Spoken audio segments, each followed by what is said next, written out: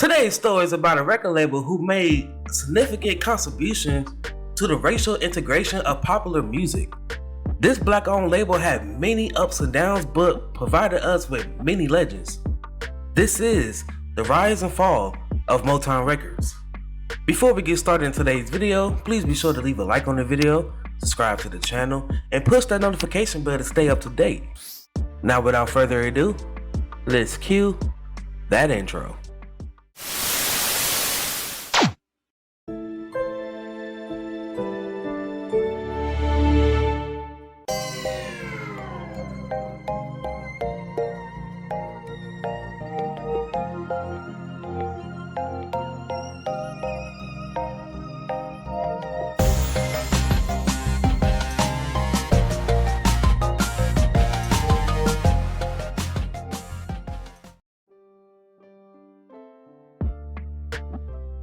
Berry Gordy's involvement in the music industry began at a young age when he had launched 3D's Record Mart in Detroit.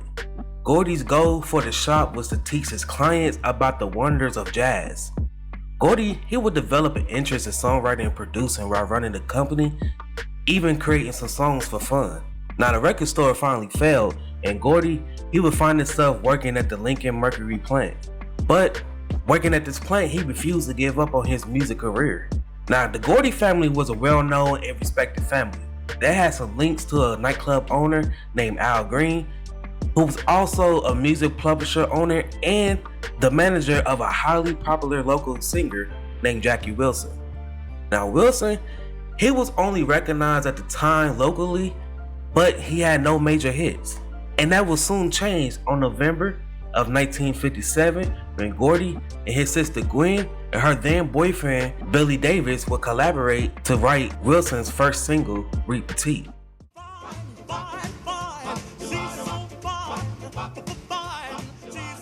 For the next year and a half, Gordy, he would contribute to the creation of 6 additional songs for Wilson, most notably Lonely Teardrops.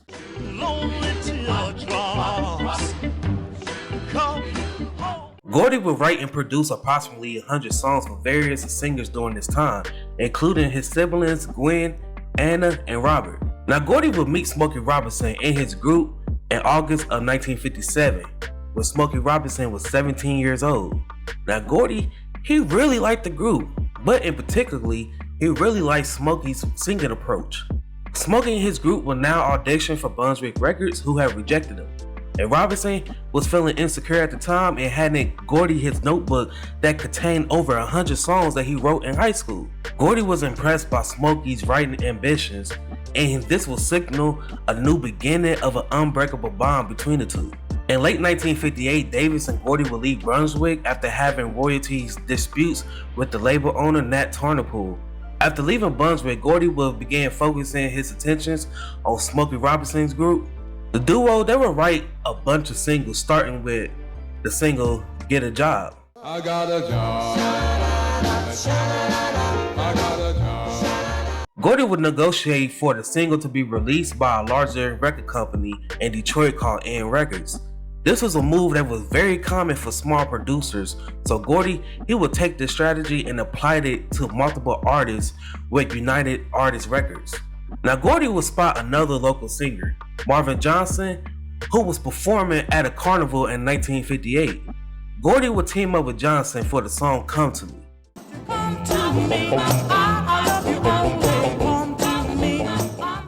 Gordy planned to do the same thing with this single by releasing it through United Artists Records. But the song was so wonderful that Gordy, he wanted to capitalize on it as well. But he would need his own imprint to do so. Gordy, he was aiming for $1,000, but his family only gave him $800. Berry wanted to name his label Tammy Records after the Debbie Reynolds song, but it was already taken, so he settled on Tama. And Tama Records will open its door on January 12, 1959. Gordy and his sisters Anna and Gwen, they will form Anna Records in April of 1959. That following year, the label, they will release over 24 singles, including Barrett Strong's Money, That's What I Want. The best things in life are free, but you can get Anna Records included a young David Ruffin, Joe Tex, Johnny Bristol, Jackie Beavers, Lamont Dozier, Jimmy Ruffin, and Barrett Stone, to name a few. Gwen and Davis, they will soon split up and the label was shut down. Anna, she would join the Motown writing staff label team, and Gwen would begin dating singer Harvey Fuqua, whom she will eventually get married to. Davis would leave to become a very successful songwriter and producer for Chess Records. Now, Tri-Fi and Harvey Records was founded by Gwen and Fuqua. The Spinners, Junior Walker, and Shorty Long was among the acts that was signed to the company. Fuqua was growing tired of owning his own record label at the time, and Berry Gordy had offered him a job at Motown. So Fuqua, he would close Harvey and Tri-Fi Records in 1963, and Gordy would buy out the label's artists. In June of 1959, Gordy aimed for creative self-control by launching Joe Beat, a publishing format, which he would shortly apply copyrights to more than 70 songs, including work from the Miracles, which was leased to Chess and Cora Records. Gordy was the owner of Tama, Joe Beat, and Rayburn, a music writing company at the time. Gordy, he would undertake the majority of his work in local studios, most notably United Sound Systems, which was regarded as one of the top studios in Detroit. But Gordy would soon realize that the prices of these studios was becoming astronomical. Gordy would soon realize that he could save a lot of money if he had his own studio space. So he would set his eyes on a photography studio that he would turn into Hitsville USA. Rather than submitting his artist songs to outside labels, he decided to opt out and take a chance on himself and release his singles under his own imprint. Motown was officially founded in April of 1960 as an independent black record label. Smokey Robinson was appointed vice president of Motown by Gordy, who also appointed his family members in key positions with the company. Within 7 years, Motown has taken over more than 7 houses on West Grand Boulevard. Hitsville USA was home to Studio A, and also the Gordys have lived upstairs. House 2, what also known as Joe Beat Publishing Office, was used as selling, collection, shipping, and public relations, while the third house was utilized for an office for Gordy and the CEO, Esther Gordy Edwards. The fourth house was the finance department, which was in charge of the royalties and payroll, and the fifth house was artist development, which was home to Harvey Fuqua, Maxine Powell, Maurice King, and Charlie Atkins. The sixth and seventh house was later converted into administrative offices. Motown, they had around 450 employees and a gross more than $20 million by the end of 1966.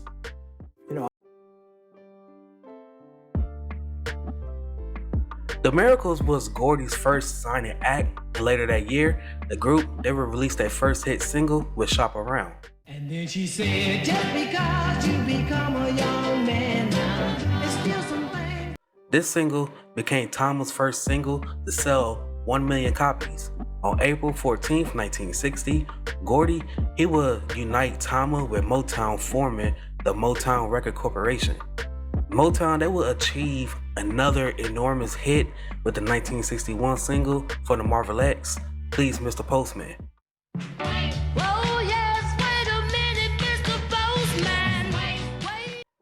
Smokey Robinson, Mickey Stevenson, Holland Dozier and Holland, and Norman Whitfield all contribute to the company's success in the mid-60s. These great songwriters and producers were essential in making Motown a dominant force in the music industry. Motown had multiple labels under his umbrella, including Gordy Records, which was previously known as Miracle Records. Gordy Records was the first ones to sign star acts such as The Temptations, The Contours, Edwin Starr, and Martha and the Vandells. The Spinners, The Monitors, and Chris Clark was among the artists that was signed with VIP Records, while Soul Records had Junior Walker and the All-Stars, Jimmy Ruffin, Shorty Long, The Originals, and Gladys Knight and the Pips. Motown also had many labels in other genres such as Workshop Jazz and Melody for country music, among many more labels. When discussing the stars who made Motown relevant, it's only natural to begin with Smokey Robinson and the Miracles. Smokey Robinson's extensive collaboration with Berry Gordy resulted in the label's first million-selling hit single with Shop Around. The success of the track had established the group as one of Motown's top acts. The group then would gain popularity and they became the first act from Motown to appear on television on Dick Clark's American Bandstand on December 27, 1960. The Miracles also gave us many hits with Everybody Gotta Pay Some Dues, Your lover, people do sometime. I Like It Like That,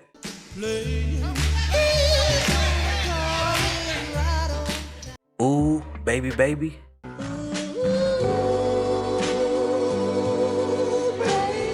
Going to a Go-Go, and among many more hits.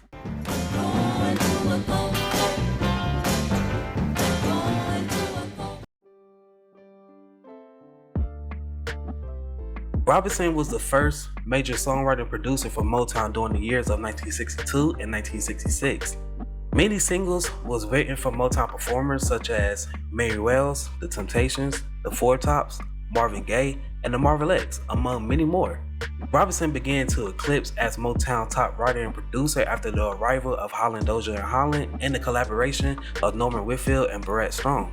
Along with Motown becoming less strict with their regulations, they began enabling more musicians such as Stevie Wonder and Marvin Gaye to compose more original content.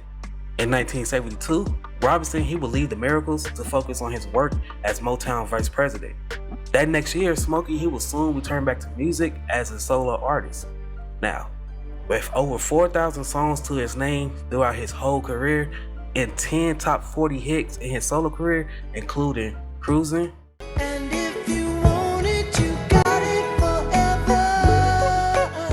Being With You, I don't care what they think about me, and Just to See Her, among many, many more. just to see her,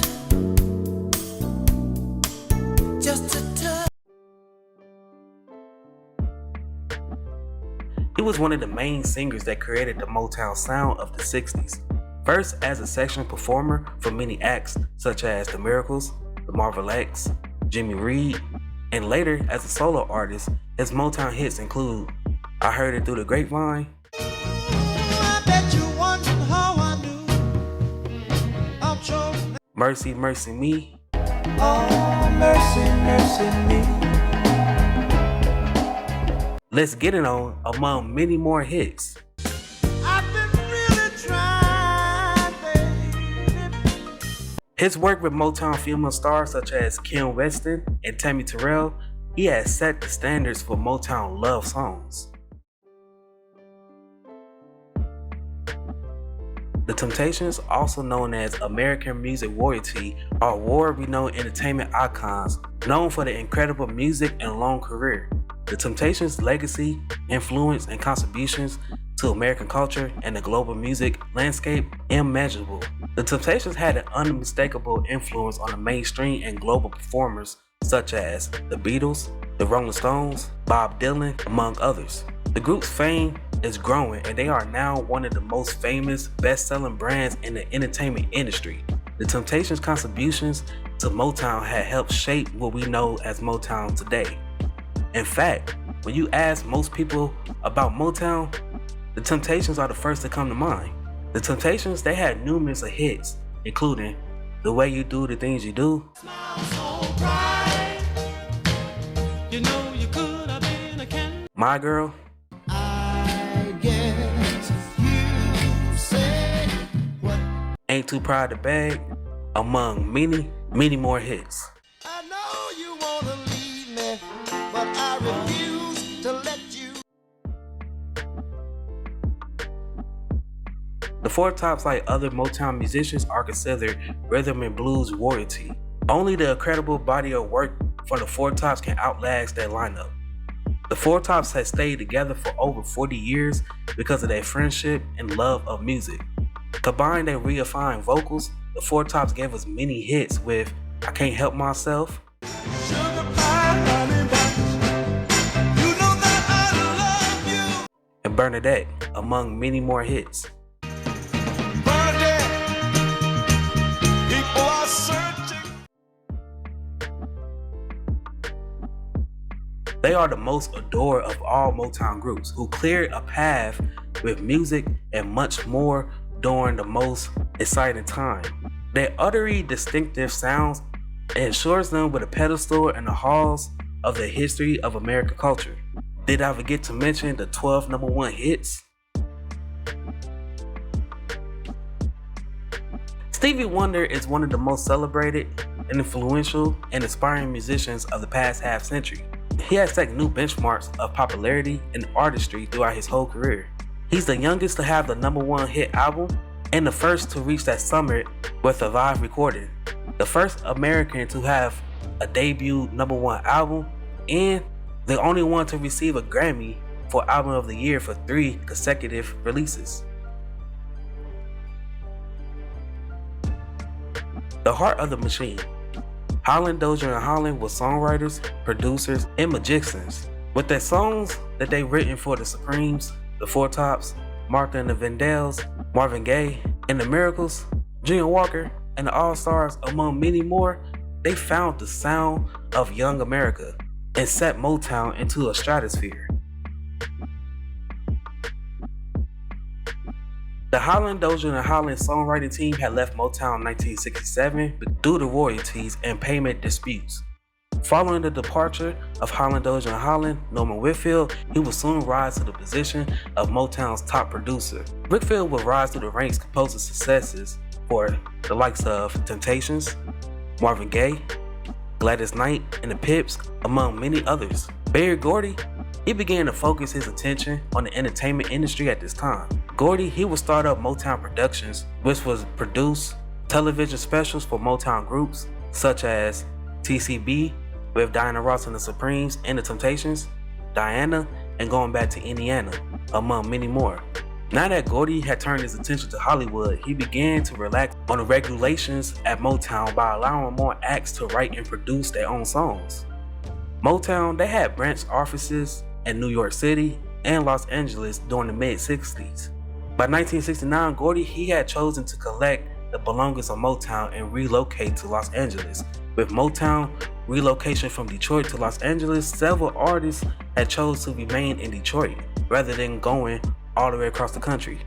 During the mid-70s, Motown had lost Holland, Dozier, and Holland and Norman Whitfield, among many other hit makers. However, Motown, they still had talented artists on their roster who helped keep Motown's name alive, such as Lionel Richie and the Commodores, Diana Ross, the Jackson 5, and the Barge. However, it was one artist who brought Motown out of a slum, and this artist was the late great Rick James. By the mid-80s, Motown began to lose a lot of money, and Gordy, he became aware of this, and he had planned on selling the company. So Gordy, he would sell Motown to MCA Records for $61 million in June of 1988. Gordy sold Motown Productions to Motown executive Susan DePasse, who renamed the firm DePasse Entertainment, which went on to produce TV shows and films such as Class Act, Who's the Man, The Temptations, Sister Sister, and Smart Guy, as well as The Jacksons and American Dream. Gordy had maintained ownership of Joe Beat Music Publishing Company, which he would sell into sections to EMI Music Publishing between 1997 and 2004. During the 90s, Motown had become home to several successful performers, including Erykah Badu, Johnny Gill, Boyz II Men, Tony Tone, and John A. During the 90s, MCA, they had appointed a numerous of executives to handle the firm. Now Busby would claim that MCA didn't properly promote Motown, which is why in the 90s was one of the label's most difficult decades. Motown would sue MCA in 1991 to have its distribution agreement terminated, and as a result, they would secure a distribution deal with Polygram. Busby was succeeded in 1994 by former Uptown Records owner Andre Harrell, and by 1996, Harrell would lead the company due to negative publicity and was replaced by Danny Goldberg. who oversaw Polygram and Mercury Records at the time. By 1998, Keeger Maxenberg was running Motown, who was succeeded in 2005 by Sylvia Rome, who merged Motown with Universal Records to become Universal Motown Records, which had launched the Universal Motown Republic Group. After separating from Universal, Universal Motown reverted back to Motown in mid-2011 after hiring Ethiopia Haptominium as Senior Vice President, and as of 2022, Motown is serving as a subsidiary label to Capitol Records, which currently have artists signed to Motown such as Lil Baby, The Migos, City Girls, among many other artists. Now, Motown had a whole music business on lock from the 60s until the mid-70s. From 1959 to 1988, the label had produced 45 #1 singles. With the Funk Brothers, Motown had one of the best in-house bands, as well as one of the best in-house producers and songwriters. Everyone in the world desired to have the Motown Sound, and several musicians, they would fly all the way to Detroit just to get it.